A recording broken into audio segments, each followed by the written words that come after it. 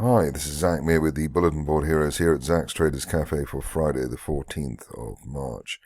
Starting off with the FTSE 100, where it looks as though we'll get an end-of-day close above a sharply rising 50-day moving average at 85.80, which is a buy signal in its own right. We would then be looking for around the 87.20 area, which is where the broken January support line currently lies. Obviously, the top of the channel there, 90.40 or even 90.50, but if everything goes well, we'd have to wait for probably the end of next month for that to be hit.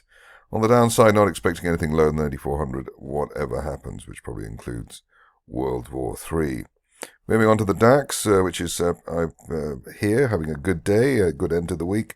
And here we bounced above the top of that rising trend channel from November, which is impressive, 22,300 the level now, and bounced above the rising 50-day line. We've also had at least two, arguably three bounces above RSI 50 or at RSI 50, which is tends to be a good leading indicator on the upside, and that would suggest that we could hit the top of that rising channel from November at 24,000 by the end of next month, or even sooner than that. Worst case is a test of the 50-day line, 21,800, but not expecting that. Moving on to the Dow, which has been the problem child amongst the leading indices. I suppose the Nasdaq has been even more so, but here we are heading towards, or apparently heading towards, the September support there at 40,000. Hopefully we'll get away with not getting that low, in the sense that we've got the RSI now at just under 27, which is the most oversold it's been for quite some time. I suppose the other time was back in December, and the proper buy signal there back in April last year, which was effectively the low of the range and a massive move to the upside. So hoping that we will have a rebound here somewhere between 40,000 and yesterday's low around 40,600. Initial target then would be the 200-day line at 41,900. Next up is Bitcoin, which has also had its struggles in the recent past. The main struggle at the moment is with the 200-day moving average, which is there at 83,500.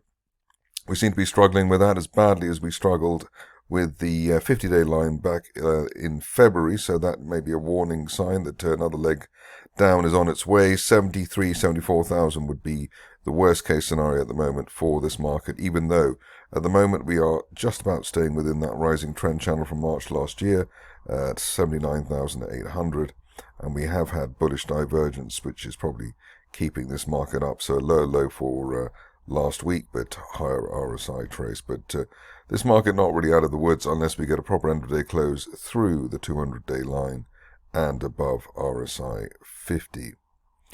Next market is gold, where everyone with a data feed has told us that gold has hit a record high. I'm not quite sure what the value is of just telling us what you can see on the screen, but the real value obviously is maybe telling us what might happen next, and we're looking for the top of that rising trend channel from back in February last year. That's currently at just under 3,050. We're looking for that. Now, by the end of this month, we were actually delaying the upside to the top of the channel till the end of next month, but gold has obviously sparked back into life, helped especially by the RSI 50 rebound, which was spotted earlier in the week. And looking for this market to hit 30.50 while we're above 29.50, which was the initial resistance zone for March. Moving along to pound dollar, which I'm looking at just on the basis of enjoying the government's pain with the fall in growth or decline in the economy.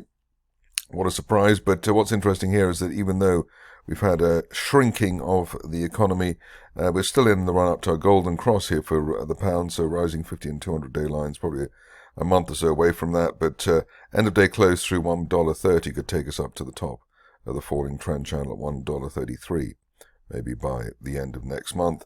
Ideally, we stay on the right side of that 200-day line, $1.28. Moving on to the stocks now, and what a selection today. We've got all the followed and favourite ones, I would say.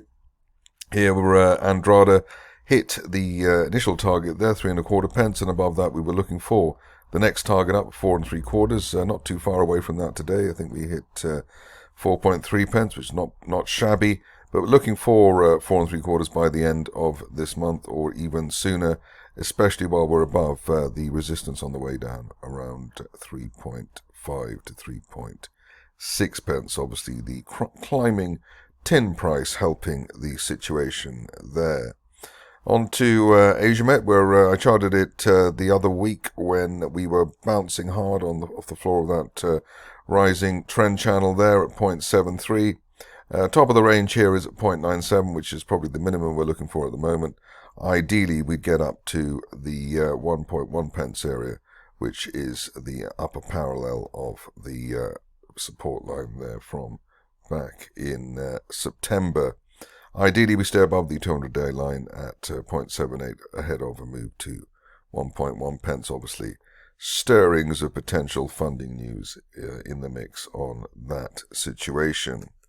Next up is Avacta, which is doing rather slowly what we wanted it to do, i.e. break through the 41 pence resistance area. It's a bit sort of blurred now, but initial target here, the 50-day line there at 45 pence. Best case would be up to the 200-day line at 54 pence by the end of this month. But it looks like we've got a little bit of an inverted head and shoulders formation there, and we're just seeing this stock break through RSI 50, and we haven't really been above RSI 50 properly since the end of January, so a little bit of a change there after the rug pull below 35 pence. Onto a stock which has delivered and perhaps even over-delivered over the recent past, blown the doors off. The most optimistic target previously was at 0.11, while we were around the 0.05 area, but it looks as though we're actually going to scrape up to as high as 0.19, which is the upper parallel of the previous October resistance line target, and looking for that hopefully at some point over the next week or two. Ideally, we stay above the previous target there at 0.11. Very a decent setup in the sense that we had sideways shuffle above a rising 50-day line and an unfilled gap to the upside through resistance. Onto a stock which has given the impression since the rug pull back in October, November, that having removed everyone and their mother from the shares, it was time for this stock to go up, and also presumably we have the prospect of the Moroccans being nicer to the company than they have been in the recent past, giving the green light, etc., etc. Here we had our first target there at the top of that rising trend channel base around 1.75 pence. Next target here up to 2.6 pence, and as we said, having removed everyone from the stock, or effectively everyone, this looks like a very solid U-shaped turnaround with 2.6 pence. The minimum expected by the end of next month or even sooner.